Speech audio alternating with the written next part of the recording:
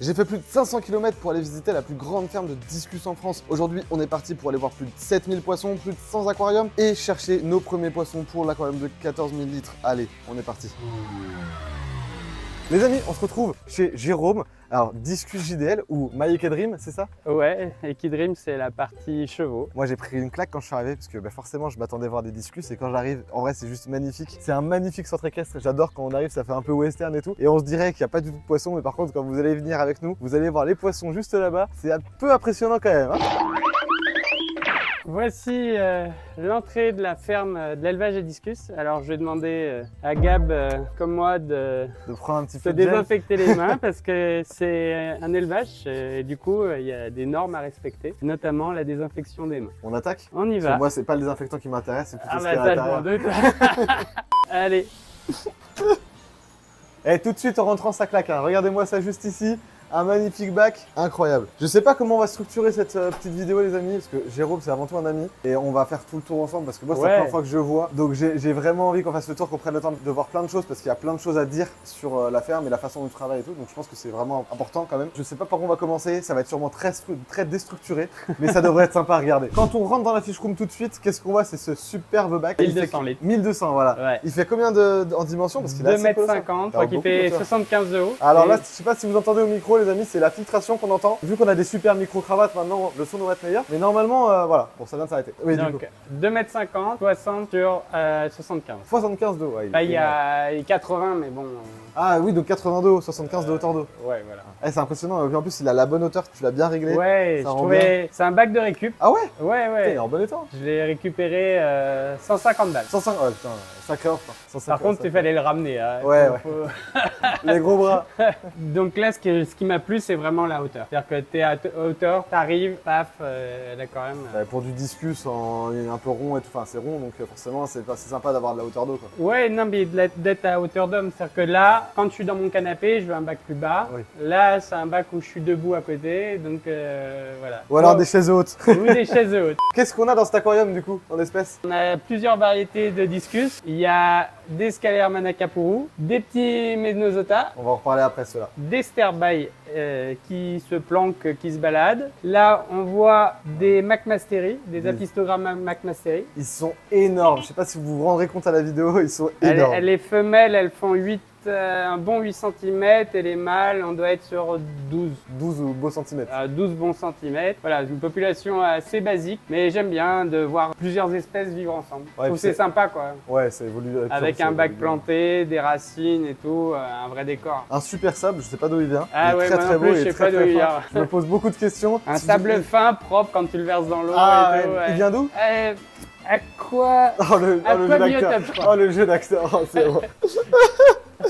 Bon, donc, on va voir la suite peut-être Ouais. dans toutes ces installations. Parce que pareil, là les amis, pareil, on n'en a pas parlé, mais rien que sur ce bac là, tu as une filtration qui est particulière quand même. Oui, bah, comme je suis tout seul à m'occuper de la ferme, j'ai dimensionné la filtration pour que ce soit très automatisé avec le moins d'entretien possible. Comme il y a plus de 100 aquariums, il fallait que ce soit efficace. Donc il y a un tambour et un super bid, un petit super bid. Comment fonctionne un super bid? Et le tambour, il filtre à 70 microns.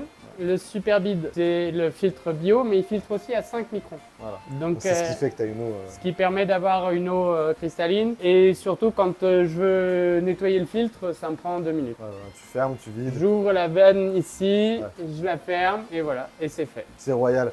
Et vous allez voir, toutes ces installations, elles sont comme ça. Donc au final, en termes de gain de temps, c'est quand même assez fou. Ouais, Parce que tu es quand même seul à gérer le centre équestre quand même. Ici, tu as quand même le côté poisson où tu as Voilà. plus de 100 aquariums. Il y en a absolument partout. Il y a beaucoup de poissons aussi, c'est-à-dire que c'est 100 aquariums remplis.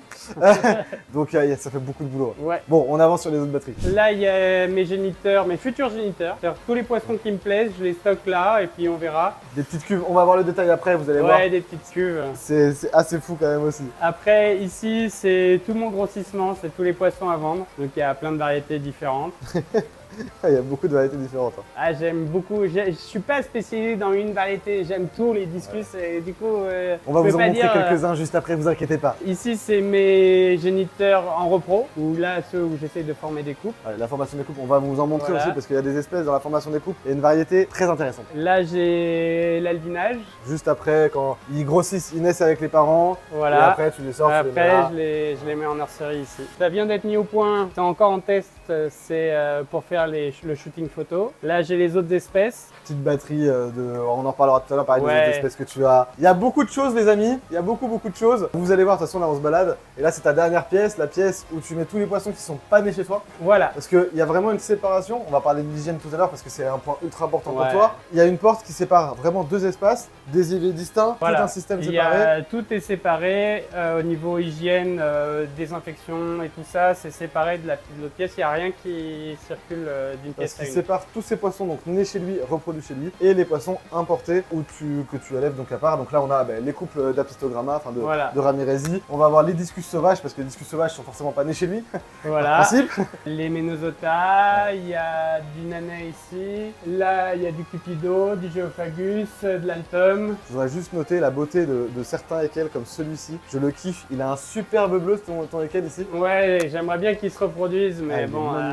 Il a un beau bleu sur l'ensemble du corps. Alors, c'est pas un Blue Moon parce qu'il a les vermiculites, mais franchement, il a une superbe coloration. On voit bien la différence entre un équel Namunda plus classique et un Namunda vraiment plus bleu. Ouais. C'est assez fou. Hein. Et ils sont magnifiques. Là, je l'adore. Là, il y a des turérés, il y a des crosses.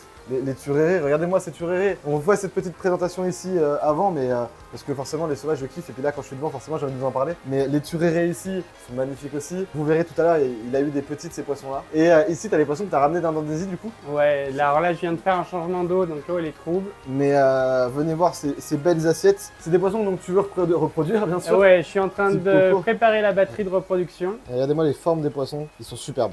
La coloration est d'un rouge, enfin c'est... Bon les amis, je vous promets, je ne l'ai pas torturé. Hein. J'ai juste fait une bonne négociation. On va vous faire un bon petit code promo. Alors, ça va être particulier parce qu'on a décidé ensemble qu'on allait faire un code promo en 2 temps. Pour ceux qui veulent passer commande sur les 48 prochaines heures après l'apparition de cette vidéo, donc en gros jusqu'à lundi soir, vous allez pouvoir avoir 12% de réduction sur le site avec le code GAP12. GAP12. Et ensuite, on se change le code, on se met GAP8. Et à partir de là, vous avez 8% sur le site jusqu'à fin août. Fin août. Voilà, nickel. Et du coup, on se fait un petit code comme ça. Merci de jouer le jeu parce que du coup, ça va vous permettre aussi pour vous qui veulent tester des poissons sans parasites, des poissons comme tu ici, avec un max de variété et des poissons surtout très beaux, quand même, on va pas se mentir. Avec des poissons d'élevage français qui sont en parfaite santé, sans parasites. Ils sont juste là, ils sont magnifiques. Donc voilà, n'hésitez pas à passer commande, les amis, tout est en description. Merci pour le code. Et puis nous, on continue la vidéo.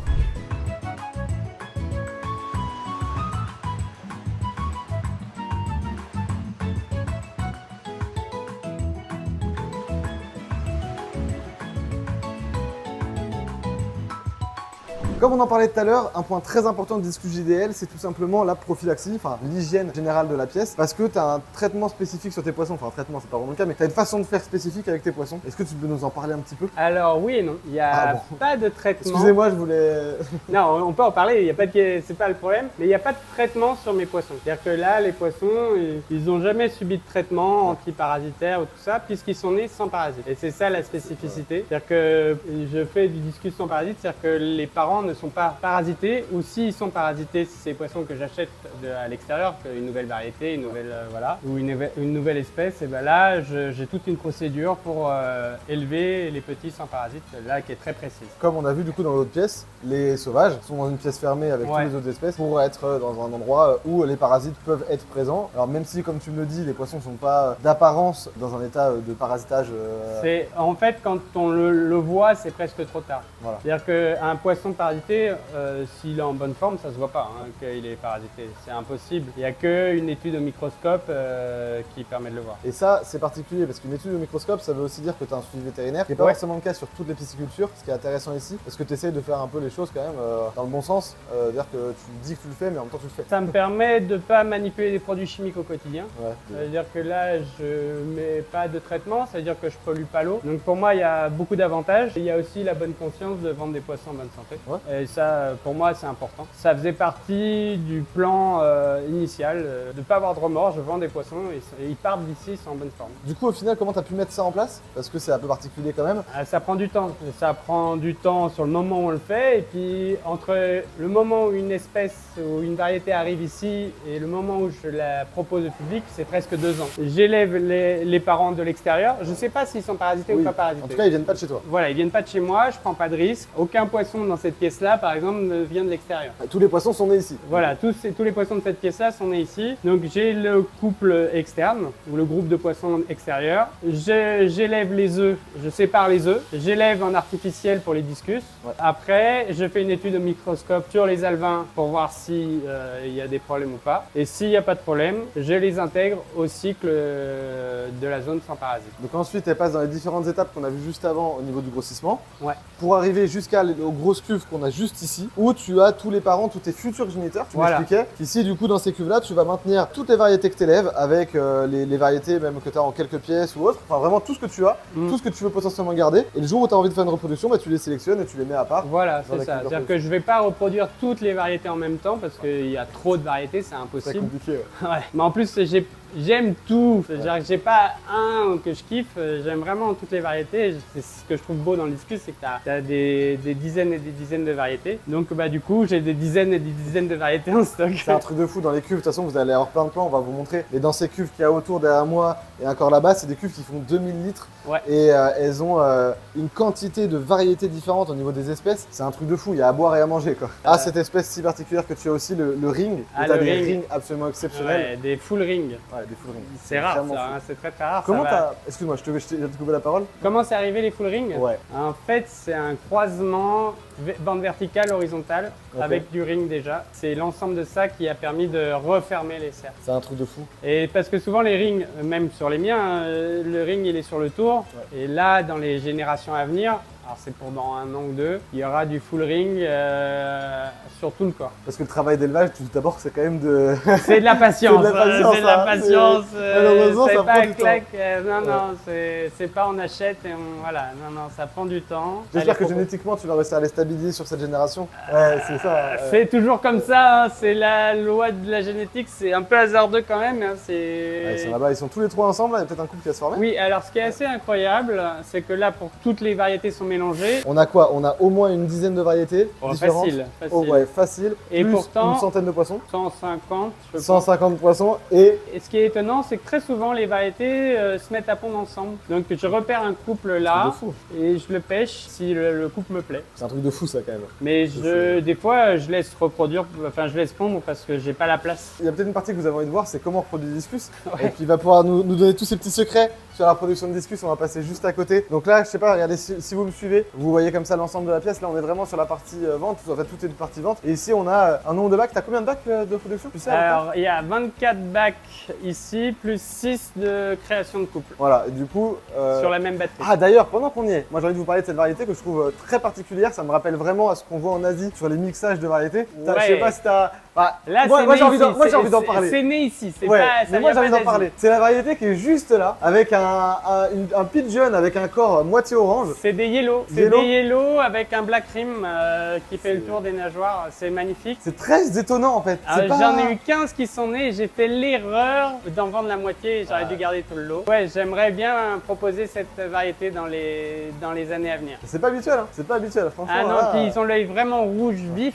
C'est ça qui est sympa aussi. Bon, du coup, ici, on est devant la partie reproduction élevage, avec le couple. Ouais. Comment tu procèdes pour cette batterie de reproduction? Qu'est-ce que tu as fait de particulier? Comment ça se fait que chez toi, tu as actuellement plus d'un couple sur 2 avec des petits? Ouais. Comment on en arrive là? Déjà, c'est une filtration centralisée. Du coup, les hormones vont circuler et ça aide beaucoup. Le fait qu'ils soient sans parasites, j'ai pas de mortalité chez les petits. Ouais. Et excuse-moi, je rebondis là-dessus, mais le grossissement sur ces variétés, là ici, on parlera du nourrissage, comment tu les nourris, etc. Mais tu les surnourris pas. Non. Et pourtant, l'homogénéisation population des poissons, ils sont vraiment littéralement mais tous de la même taille. Il y a allez, 2 poissons peut-être un peu plus petits, mais franchement, non même pas, enfin non ils sont quasiment tous de la même taille. Ah, il y a toujours des variations Ouais, quand non, même, hein, quand c'est normal. ça représente moins de 10%. Dans une portée habituelle, tu as quand même un peu plus de 10% de... Ah, je sais pas. Enfin moi, je me rends pas compte. j'ai pas le même niveau d'élevage que toi en discus, ça c'est certain. Mais moi dans les ponts que j'ai eu, j'ai pas eu, en général là t'as quoi? T'as 120, 130 poissons je pense, un truc comme ça. La moyenne des coupes, ça va entre 50 et 200. Ouais, là je dirais que t'as un peu plus d'une centaine quand même. Tu vois dans ces cuves là, à mon avis t'as une bonne centaine de poissons. Mais en fait ça dépend, il y a des parents qui s'occupent bien de leurs petits, donc il y a tout qui grandit. Il y a des parents qui aiment bien de temps en temps déguster un petit, donc il y en a moins. Ouais, et pareil. Pour ceux qui n'ont jamais reproduit de poissons, ça arrive souvent qu'on ait des défauts parce que c'est des poissons qui font beaucoup de jeunes. Donc forcément, génétiquement, ils font beaucoup de petits parce qu'il y a peu de chances que les petits survivent dans la nature. Et du coup, on se retrouve avec des poissons qui ont souvent des petits défauts. Et là, franchement, sur la globalité, les déformations de nageoires, d'ouïes, etc., vu que tu les élèves sans parasites, c'est vrai que tu as des super stats. Oui, ça c'est le problème de l'épigénétique. C'est-à-dire que les parasites vont influer sur la qualité du poisson. On va avoir la nourriture, la qualité de la nourriture, la richesse, la variété. Et on va avoir aussi la pollution. Pas forcément le nitrate, hein. C'est pas trop le problème, mais plus là j'ai eu le problème avec du caoutchouc par exemple qui dégageait un produit chimique et j'ai eu beaucoup de soucis avec ça. Maintenant c'est stabilisé et ça roule, mais il a fallu attendre un an. Pour reproduire tes poissons, tu utilises à peu près quels paramètres? Parce que du coup là tu as quand même un gros taux de réussite. Alors pareil, là c'est de l'eau osmosée, 100%, 100% osmosée, je mets pas de minéraux. Comme je mets un peu d'artémia pour les petits 2 fois par jour, de toute façon j'arrive pas à descendre. Je voudrais descendre plus, j'y arrive pas. Et du coup tu as combien de conductivité à peu près? On va vérifier, hein. Oh là là, c'est magnifique. Non mais il est équipé, hein. C'est fou, hein. On est à 400 ppm. Ah quand même. Ah bah oui, la artémia, forcément l'eau salée. Ouais. Vous vous rendez compte, 400 ppm, ouais, c'est un truc de fou, c'est quand même élevé. Enfin, ouais, c'est élevé. Pour l'élevage, on conseille souvent beaucoup moins. Ouais. En fait, ça n'a pas d'impact. Je pensais ça, que ça avait un impact. Moi, pendant longtemps, j'y ai pensé, j'y ai moi cru. aussi. Et en fait, je me suis rendu compte que non, c'est autre chose. C'est une autre chose qui permet l'éclosion ou pas. Je n'arrive pas à identifier. Mais ce n'est pas les nitrates, ce n'est pas les... Tout ce que je sais, c'est que si j'ai un bac avec un 400 ppm, ça marche pas. Ma reproduction, j'ai 10% de fertilité. Moi, dans mes bacs, si j'ai plus de 100 ppm, ma fécondation, elle est à quasi 0. Ouais, c'est normal. C'est normal. Mais c'est parce qu'il y a une pollution dedans qui ne permet pas l'éclosion. Mais et du coup, on met de l'eau osmosée pour purifier l'eau, pour avoir une eau la plus pure possible, pour ne pas avoir ces pollutions-là et pour avoir l'éclosion. Mais on n'est pas obligé en fait d'avoir une conductivité basse si on n'a pas la pollution. Combien de temps tu as pour que tes poissons arrivent à cette taille-là à peu près? Oh, ça fait 1 mois à peu près. 1 mois quand même. Ouais, je les sépare. Je suis pas pressé. Ouais. J'ai pas d'urgence de reproduire plus que ça. Je laisse avec les parents. Je trouve qu'il y a un meilleur grossissement. C'est des poissons sans parasites, donc je suis en reproduction normale, naturelle. Et le mucus des parents est extrêmement riche, extrêmement nutritif, donc le grossissement est vraiment bon. Donc je complète à peine. Je mets des artémias 2 fois par jour seulement. Et t'as pas les Ekel Farm Wild? T'as beaucoup distribué pendant longtemps? C'est là-haut. Ah malheureusement. T'en as peut-être dans les bacs ici pour qu'on leur montre? T'en as plus? On les voit pas trop. Non, mais on les voit pas bien. Ouais, mais on les voit pas. Mais on les voit pas. En fait, quand ils reproduisent, les parents, ils deviennent noirs. Et là, par exemple, si on voit cela, la femelle, elle est rouge et là, elle apparaît complètement noire. Bah, dès que les poissons sont plus rouge foncé, dès qu'ils ont de quoi vraiment s'assombrir en fait. Ouais. Et il n'y a que tout ce qui est jaune, moonstone. D'ailleurs, j'aimerais pigeon. Parce que là, tu parles de pigeon, moonstone, etc. Ces variétés-là, elles sont albinos, du coup, elles ne sécrètent pas. Non, elles sont pas albinos. Non, mais c'est qu'elles font pas de. Le mucus. Il y a vraiment la variété pigeon qui a pas beaucoup de mucus. Et on le voit, hein, les petits, ils nagent pas vraiment avec les parents, ils sont autour des parents. Le grossissement est un chouille plus lent. Des fois, je fais adopter. Des fois, je laisse avec. Ça dépend. Il y en a qui portent bien. Là, par exemple, tu vois, tu arrives à les faire tenir quand même. Et ouais.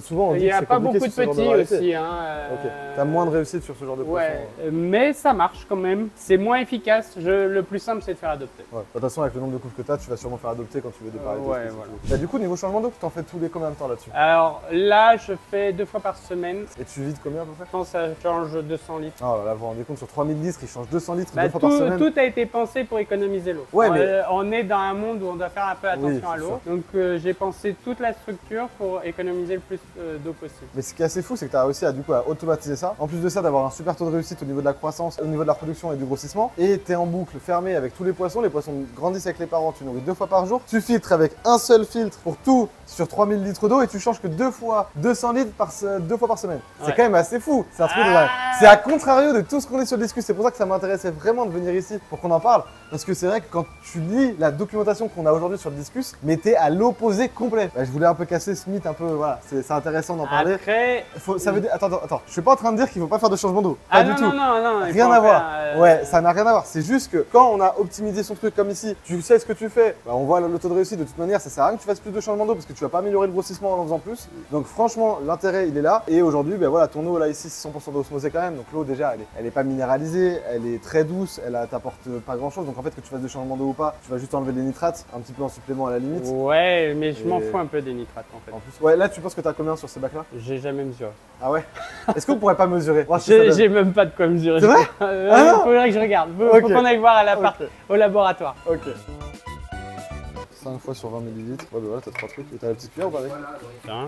Je peux prendre n'importe quel bac? Bah oui, c'est la même. Non, mais c'est juste que je veux pas le faire sans te demander. Un peu de politesse quand même. Donc il faut 20 ml. Ouais.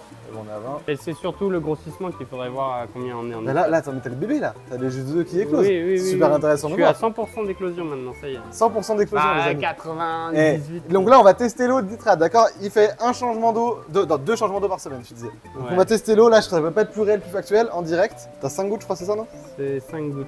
5 gouttes aussi. Non, moi, c'est la précision avant tout. Allez, il est tout neuf. Hein. Ah oui, il a dû servir une fois dans sa vie. Par contre, après, il faut attendre. Hein. Je crois qu'il y a 10 minutes, je crois, non 20 minutes, ouais. Attends, faut que tu mettes... la poudre, j'avais oublié. On allait fausser le test. Ouais, ça aurait pas été bon. Ça se trouve, ça aurait été dégueulasse. Alors, on fait vraiment ça à la ZUB. Hein. C'est pas le test le plus précis du monde. Hein. C'est juste que ça va permettre vraiment de se rendre compte factuellement et réellement. Il n'y a pas de fraude sur le taux de nitrate qu'on a sur des cuves de reproduction avec un taux de reproduction à 100%.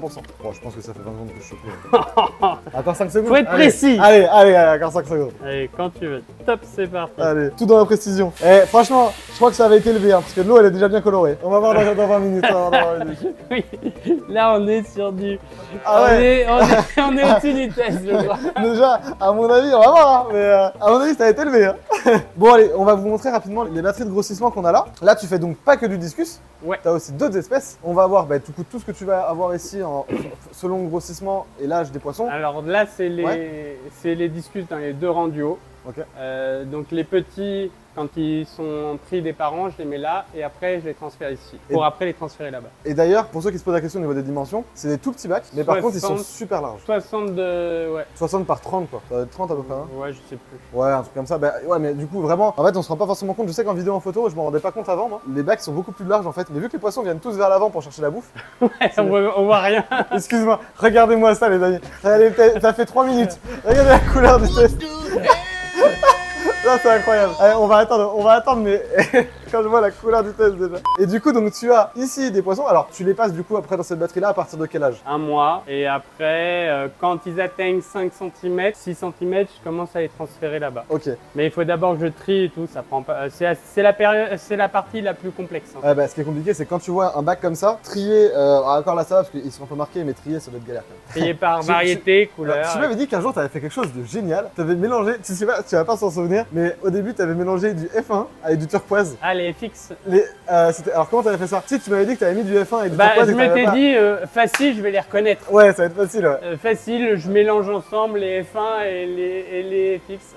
Impossible de les reconnaître. Parce que du coup, les turquoises et du sauvage, les deux prennent des patterns relativement tard. Donc, va les différencier avant qu'ils soient adultes. Même pas. Il y en a, je pense que certains d'entre vous ont eu du F1 en achetant du FX. Ah, c'est bien, c'est au final. Mais c'est quoi ces poissons-là?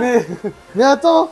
Mais c'est quoi ces poissons-là? Ah, je sais pas, votre question, tu me le diras. Ah. J'espère. En tout cas, ils me plaisent beaucoup, moi. Ils te plaisent beaucoup? Ah, moi, ils me plaisent beaucoup, ouais. Ah, ouais. Ça fait un moment qu'ils sont là, je crois, hein. Ouais. Il y a quelqu'un qui m'en avait demandé un jour, qui m'en avait parlé, j'aimerais bien ça. Alors, je me suis dit, bon, je vais réfléchir. Puis, il est pas venu, alors bon. Du coup, tu les as laissés? Je les ai laissés là et bon. Du coup, un coup qu'ils sortent de ta batterie juste avant, qu'on vient de voir ensemble, les poissons ils vont arriver ici. Donc qu'est-ce que tu as comme variété là? Alors là c'est des yellow, des yellow mix, les couples qui sont derrière nous là. Ah non, ah oui, bah du coup t'as déjà eu des petits d'œufs. Ouais. d'accord. Ah bah donc t'as peut-être hâte de savoir ce que ça va rendre. Voilà, donc j'en ai gardé une partie à faire grossir pour moi pour stabiliser la souche. Ouais. J'en vends une partie. Donc eux sont déjà disponibles à la vente. Les Yellow Mix, ouais. Ok, ah ouais, bah donc si vous voulez, regardez, si vous voulez des poissons comme ça, vous pouvez déjà les avoir. Alors le hasard de la génétique fera qu'ils soient plus comme ça ou plus comme celui derrière avec des vermiculites sur tout le corps. Pour l'instant, ils sont comme ça. Là, vous aurez du mal à savoir ce qu'ils vont redonner. Mais bon, un petit poisson comme ça, par titre d'information, tu sais combien tu les vends les petits? Bah là, c'est quoi, c'est du 5-6? À 5-6 cm, entre 20 et 25 euros selon les variétés en moyenne. Là, ici, on a une espèce que j'adore particulièrement. C'est une espèce que je connaissais pas non plus trop avant. C'est par toi que je les ai découverts plus. Ouais. Et c'est tout simplement des Mesonota. Donc c'est pas des discus, mais c'est des poissons qui complètent. Ouais, c'est des petits cyclidés qui complètent super bien les discus. Ouais, parce que c'est des poissons qu'on retrouve dans toute l'Amazonie et quelque part c'est presque les premiers cyclidés qu'on voit quand on va en Amazonie parce qu'ils vivent souvent à la surface et on les voit nager alors que quand l'eau est noire on voit rien et là on dit ah on est enfin arrivé en Amazonie quoi. Ouais, voilà, c'est ça. Et c'est le kiff de ça. Et c'est des poissons hyper gentils, un peu timides, ils sont potes avec tout le monde quoi. Bah là typiquement dans le bac il y a beaucoup moins de discus que de Mesonota et pourtant les discus se font harceler. Ouais, il y a une centaine de mésos et il y a 15 ou 10 discus. Et avec ça du coup on se retrouve avec des poissons qui s'entendent bien. Les Mesonota sont plus en surface, donc du coup en plus de ça ils ont des comportements différents, donc ça permet de coloniser une autre zone de l'aquarium. Ils aiment bien la surface, ils aiment bien les branches, ils adorent les branches. Planquent toujours sous une branche, tu les verras, si à un moment ils ont un petit peu peur, hop, ils se mettent sous une branche, c'est rigolo. Et voilà, donc je voulais absolument vous en parler parce que je trouve que c'est une espèce super intéressante. Elles sont déjà dispo sur le site de Discus IDL, donc c'est pareil, c'est du sans parasite, même protocole toujours, qui la reproduit, donc tes poissons sont là-bas dans la pièce avec les élevages, avec les poissons sauvages, les reproducteurs. Et voilà, et puis là j'en ai gardé quelques-uns pour faire les futurs reproducteurs aussi. Je voulais vous parler aussi d'une espèce de poisson dont on n'a pas encore parlé, c'est le scalaire. Ici c'est pas de l'altum que vous avez, c'est bien du scalaire manakapuru, forme un peu sauvage. C'est DF1. Voilà, donc forme sauvage et clairement ils sont absolument énormes. Regardez-moi la taille des poissons par rapport aux discus, c'est déjà des gros discus. Donc vous vous rendez bien compte, la taille du corps c'est absolument fou pour du scalaire. Encore une fois, c'est pas de l'altum. L'altum c'est beaucoup plus gros, là on est vraiment sur du scalaire. C'est assez fou de voir la dimension qu'ils font quoi. Et là bah, du coup pareil, t'en as plein de l'autre côté aussi. Ouais, bah, j'en ai gardé quelques-uns pour mettre dans le bac d'expo, quelques-uns pour la repro et puis les autres qui sont à la vente. Moi ce qui m'impressionne c'est la longueur et quand tu vas en Amazonie, on a pêché un poisson, il avait des nageoires longues, il avait des trucs de dingue. Et moi je pensais que c'était vraiment le scalaire de sélection, mais bon, les longues voiles j'aime pas trop quand le poisson il a du mal à nager. Même dans la nature ils ont des longues voiles?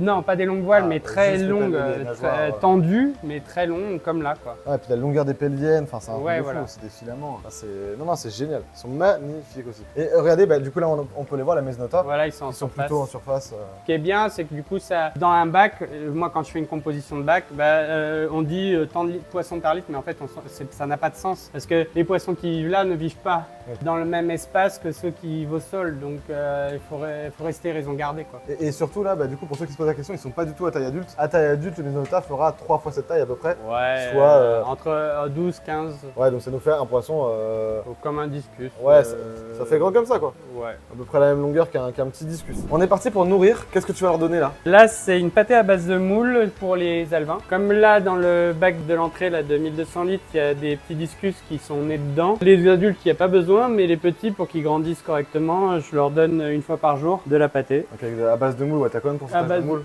On est sur 90-95. Ah ouais, quand même.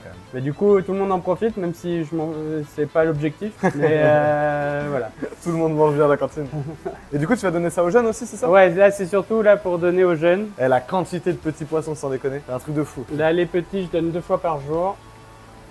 Là, il va falloir que je les bouge, hein, ils commencent à être un peu trop serrés. Et là, ils sont 225. Il y a 225 discus ici, là? Ouais. Ah ouais. Il y a 240. Truc de fou. 240 discus. Ah ouais, non. Donc là, la semaine prochaine, là, je les bouge. Ah, ils vont passer dans les grandes cuves? Lundi, ouais, je les bouge. Là, il y a les ramis. Il y a 350 ramis. 350 ramis, les amis, vous entendez? Non mais sérieusement, c'est un truc de fou.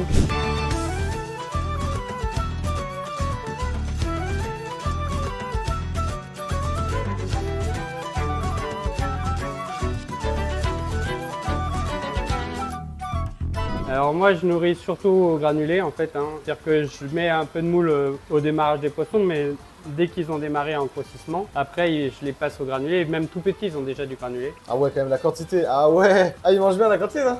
Ah bah, je fais ça 2 fois par jour. Oh, le truc de fou, comment ils mangent. Ah non mais ça se jette sur la nourriture, c'est absolument dingue. Ouais, ça fait une espèce de... et ça grouille. Ah ouais. Et pourtant c'est des adultes hein, là, hein. Ouais. T'as des jeunes adultes, Bah, c'est ça qui est ils ont 1 an impressionnant. à peu près ceux-là. Ça qui est impressionnant, c'est que justement on voit souvent ça chez les petits poissons, les jeunes. Et là, le voir sur les gros comme ça. Après, les gros, à partir de 13-14 cm, il faut calmer sur la nourriture, hein, 2 fois par jour, largement suffisant. Hein. C'est-à-dire qu'après, sinon, on a des problèmes de santé. On en arrive au moment fatidique. Quelle est la concentration de nitrate dans l'aquarium? Je crois qu'on est, c'est même pas dans le... On est tellement loin, les amis. Oh, c'est un truc de fou. Alors normalement, faut regarder par le dessus, comme ça. Non mais là, non mais le rose n'est pas assez rose. Oui, c'est ça. Je pense qu'on Y a est pas au-dessus. Non, y non, en a on même pas est derrière. au-dessus du...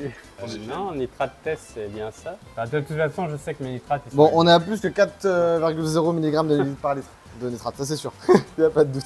C'est un truc de fou. Et ça n'a pas d'importance, les nitrates. Bah la preuve, hein. Vous avez une reproduction réussie avec autant de nitrate. Les nitrites, c'est très dangereux. Ouais, bien sûr.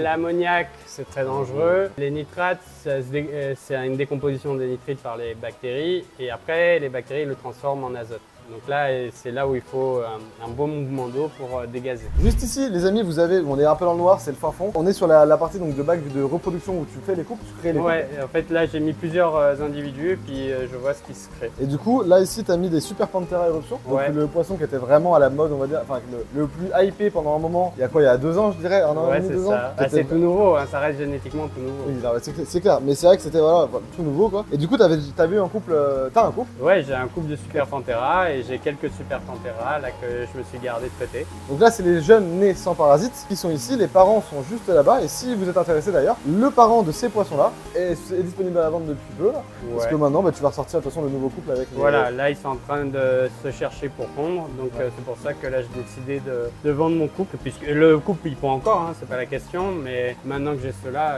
j'ai pas l'intérêt logique pour moi de travailler avec cela. Mais ceux qui sont intéressés à retrouver des petites raretés génétiques quand même, là tu ne vends pas cher du tout le couple. C'est un couple Non. producteur qui a des petits là. Enfin, Ouais, voilà, franchement, c'est donné, c'est donné.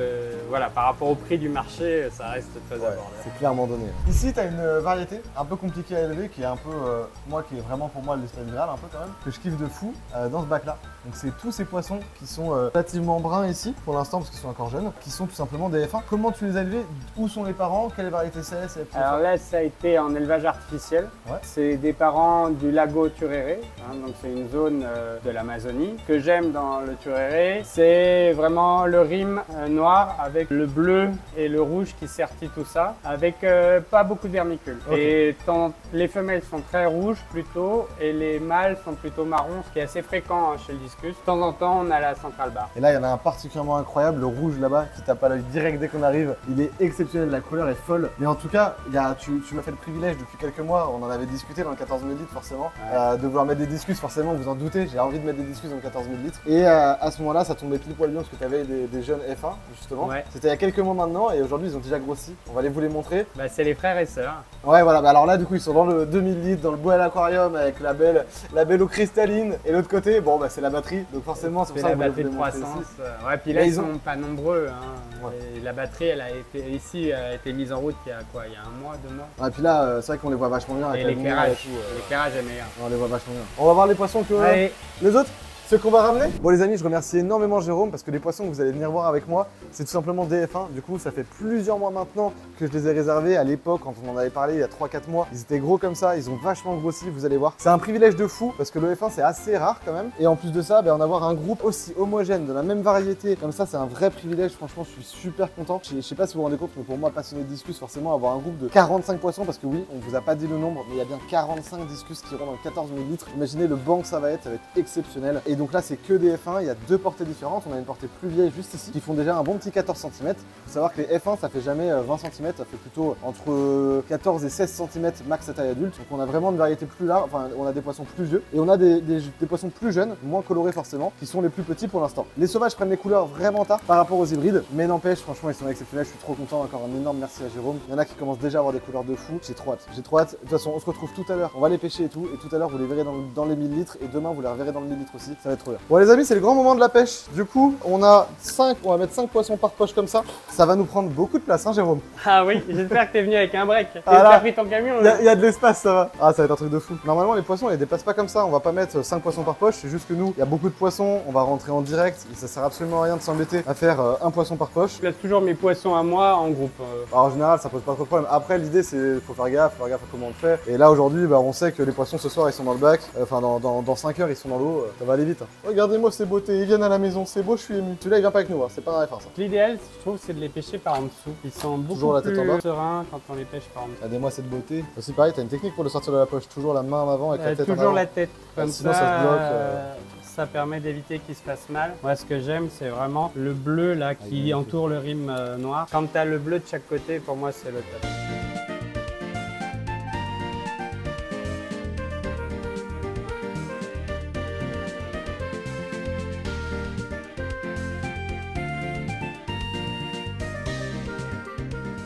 Alors je vous explique comment il faut faire pour emballer des poissons rapidement. Moi j'ai une super technique. Il faut aller chercher Romain en passant sur Paris. Ensuite vous le ramenez chez Jérôme et il vous fera son emballage d'une qualité professionnelle et d'une rapidité extrême afin de vous servir au mieux. Mais regardez-moi cet homme, il est parfait. Romain l'homme parfait. Mais mariez-le s'il vous plaît, mariez-le. Allez, peut-être que je vous la bouteille. Hop là, c'est bon. On va mesurer un poisson quand même. Jérôme se pose la question de la dimension qu'ils font. Ouais, c'est ça, 14,5 15. 14-15 14-15 tu me dis? Incroyable. Ça fait quand même des beaux poissons, hein. Franchement pour du F1 c'est beau. Tu me dis ils ont à peine un an? À peine un an, 15 cm, c'est pour du F1 c'est pas mal hein. Ça fait des beaux poissons. Il y a 2 pontes là, c'est pour ça que tu as des plus petits. Oui bien sûr. T'inquiète, je gère. Regardez comment on fait les nœuds après. D'abord, vous démêlez les élastiques, c'est la meilleure première étape. Ensuite, le mieux, pour faire un nœud bien étanche, d'abord, vous passez une première fois ici, toc, on va le faire 3-4 fois. Vous retressez bien, faut toujours bien fermer en tressant bien le nœud. Et ensuite, là, vous repassez ici, vous faites une boucle et vous repassez là. Et là, normalement, niveau étanchéité, ça devrait être pas mal. Qu'est-ce qu'il y a là? Vous me jugez là? C'est ça que vous êtes en train de faire? On t'admire, c'est pas pareil? Les amis, on va prendre quelques autres petits poissons cachés juste là. Des petits McMystery. On va essayer de les attraper, c'est vif. Hein. Ouais, j'imagine. On va partir avec un petit groupe de 10, ça va permettre de pouvoir être sûr d'avoir des couples qui vont se créer. Et je pense qu'à un moment donné, on se fera un petit tuto sur un bac de top pour McMystery. Ils sont vraiment magnifiques en plus cette souche. Ah, il a chopé des discus. Putain, il est trop fort en capture. Il attrape même le discus. Ah, le Corridoras? Oui. T'as un mâle sûr déjà, 2 mâles sûrs. Attends, 7 avec un coup d'épuisette, c'est une performance quand même. Hein. C'est une performance. Ouais, j'ai fait plus. Bon, les amis, forcément, c'était obligé qu'on parte avec des Mesonotas. On va prendre une petite vingtaine de Mesonotas pour qu'on puisse vraiment avoir dans le 14 000 Par contre, litres. faut les attraper. Ah oui, sympa, ouais. Le truc, c'est que dans le 14 000 litres, il faut vraiment qu'on puisse les voir. Donc, on va les faire pousser en amont. Et regardez-moi comment c'est vif. T'as réussi à en choper? Non. Ah la vache. Oh là là, mais ça part dans tous les sens. Ouais, ça saute un peu les. Ah, par contre, le discus, ça s'attrape. Hein. Ouais. Mais du coup, le Mesonota, ça va vraiment permettre d'avoir des poissons de surface dans le 14 000. Ça va être super. Ouais, c'est joli de les voir du dessus, j'adore. On va bien les faire pousser. Vous allez voir ça, ça va être génial. Merci Jérôme, énorme merci pour les poissons. Pas de problème. Ils sont tous là. En plus, on a les discus, on a des Mesonotas, on a des McMystery, Apistogramma McMystery. Incroyable, franchement trop cool. Je sais pas si vous vous rendez compte le privilège que c'est de. Romain, tu peux venir hein? Vas-y, viens, applaudissez-le. Non mais le privilège que c'est franchement d'avoir du F1, vraiment un immense merci. Ça aurait pas été avec toi, j'aurais clairement. Putain, il est violent celui-là. Hein. Ça aurait pas été avec toi, clairement, j'aurais pas pu prendre des F1 comme ça, surtout en quantité comme ça va être fou. Avec 45 là. Hein. C'est un truc de dingue, c'est 46, 46. 46 même, moi il y en avait un de plus. Non, c'est juste fou, enfin genre merci, un immense merci vraiment. Nous on va rentrer, ce soir on doit les acclimater, on va sûrement arriver vers 1h ou 2h du mat, donc on va voir comment ça va se passer, ça devrait aller. Bah nous on va tous les charger, les mettre dans le coffre et on rentre les amis. Merci Jérôme. À très bientôt. Pas de problème. Et le code promo, les amis, en description. Le site web, bien sûr. Allez le voir. Allez vous abonner à sa chaîne YouTube. Allez vous abonner sur le Facebook. Je vous mets tout en description. Encore merci. Et puis à très bientôt. Gap 12 Gap 12, c'est ça. Les amis, on vient d'arriver, on a commencé l'acclimatation, première phase, acclimatation thermique. Il est 1h30 du matin, donc on va faire ça plutôt bien tranquillement dans notre coin. Acclimatation thermique, ensuite on les met ici, toc là il y a assez d'eau. On va les mettre ici en acclimatation chimique, puis ensuite ils passeront dans le bassin, enfin dans l'aquarium. On va faire ça ensemble tranquillement, on va les mettre tout à l'heure. Seconde étape, il est 2h28, je suis explosé les amis. Les premiers discus sont acclimatés, on va les mettre un par un dans le bac, on va le faire par vague, on va les faire tout le temps dans cette caisse tranquillement, ils vont être bien. Donc on va les emmener, là il y a les 20 premiers discus, ils sont exceptionnels, je suis complètement éclaté, je vais essayer de les prendre un par un pour y aller tout doux. Toc. Hop. On va les mettre par là, tout doucement. Voilà. 1, 2, 3, 4, 5. Oh déjà ça claque, j'adore. Ils vont être nombreux de ouf. Premier poisson de la fish room, les amis. C'est quelque chose. Et pas n'importe lesquels, quand même. On a commencé cette chaîne YouTube, les amis. La première chaîne YouTube sur la chaîne, c'est des discus. Et aujourd'hui, nouvelle fish room, premier poisson de la fish room, des discus. Et frétille déjà, c'est fou, c'est fou. Les amis, on va faire l'acclimatation de tous les poissons. Je sais pas quelle heure il va être quand on aura terminé. Donc nous, on va continuer. On se retrouve tout à l'heure pour voir le résultat final. Mais déjà, là, il y a 20 poissons. Il y en a même pas la moitié. Ça va bien nous charger le bac quand même. 24 hours later. On est le lendemain, les amis. Les discus sont bien arrivés. On va tranquillement les nourrir. Premier nourrissage, du coup, pour eux. On va voir s'ils viennent manger. Donc là, c'est du Dr Bassler açaï. Alors attention, hein, c'est le premier nourrissage. Donc faut y aller tout doux. Voilà, je leur en mets pas trop. Pour l'instant, on est d'accord. Bon, pour l'instant, ils ont l'air d'être un peu craintifs. On va attendre un petit peu. Je pense qu'ils vont venir. Faut juste qu'on leur laisse un peu de temps. Ça a l'air de venir manger quand même là. Bingo, ça commence. Magnifique. On va rester loin. Avec la vidéo, les amis, on va rester loin. Comme ça, au moins, ils vont pas avoir de peur. À mon avis, ils vont prendre du temps à tous venir manger. Donc je vais venir les nourrir tranquillement. Là, je donne du açaï, je vais donner une autre bouffe aussi. On va essayer de mélanger un petit peu les provenances. L'idée, c'est de les faire bien manger et de ne pas prendre de risques, qu'ils puissent bien pousser. On va laisser ça comme ça, on va attendre un petit peu. Alors, on va se mettre juste deux petites caves à Colbiotop. Vous les connaissez, deux petites caves à loricaridés. Parce qu'on a mis des apistogrammas. Du coup, les apistogrammas sont très stressés. Donc je vais venir mettre dans le coin là-bas au niveau de la descente deux petites caves comme ça leur fera bien plaisir. Une bonne diminution du stress comme ça, tout en douceur bien sûr. Ces caves là bien sûr vous les retrouvez sur le site. Elles sont faites à la main, ici dans notre département en Deux-Sèvres. Elles sont magnifiques. Voilà, pas de risque pour les apistogrammas, ils sont tout petits, on va pas prendre de risque. Ça leur fera un peu de cachette, ils seront contents d'être en sécurité. Et là on est bon, Ça va faire quelques jours que les discus sont arrivés. Ils sont derrière moi, ils sont absolument magnifiques. Je vais vous faire des petites vidéos, j'espère que vous les voyez en ce moment. Et je suis ultra content. Encore un immense merci à Jérôme pour l'accueil et pour ces poissons. Exceptionnel vraiment. Pour ceux qui connaissent un peu les discus, je pense que vous pouvez comprendre pourquoi je kiffe vraiment. De 1 en forme, ils sont pour la plupart top. Même si c'est des F1, c'est très compliqué d'avoir des F1 avec des super formes. Et également, on a des poissons qui sont en parfaite santé. Un groupe ultra homogène, deux portées différentes, deux F1 de la même localité. C'est une homogénéité parfaite, c'est super propre, c'est exactement ce que je recherchais. Dans le 14 000 litres, je voulais soit mettre des poissons sauvages, soit mettre des F1. Mais je préférais d'ailleurs des F1 parce que les F1 sont plus solides que les sauvages. Les sauvages peuvent vite mourir ou choper des maladies par rapport aux problèmes de santé qu'ils peuvent avoir. Donc je suis très content de pouvoir avoir des F1 ici. Et encore un immense merci à Jérôme. Ça faisait longtemps qu'on en parlait et qu'il soit enfin là, je suis honoré. J'espère que tout se passera bien. J'ai pas trop de crainte pour les discus, ça ira. Nous on se retrouvera en tout cas samedi prochain pour une autre vidéo. Et pas une vidéo des moindres. Vous verrez, on va beaucoup avancer sur la fiche roue. Allez, à samedi prochain les amis.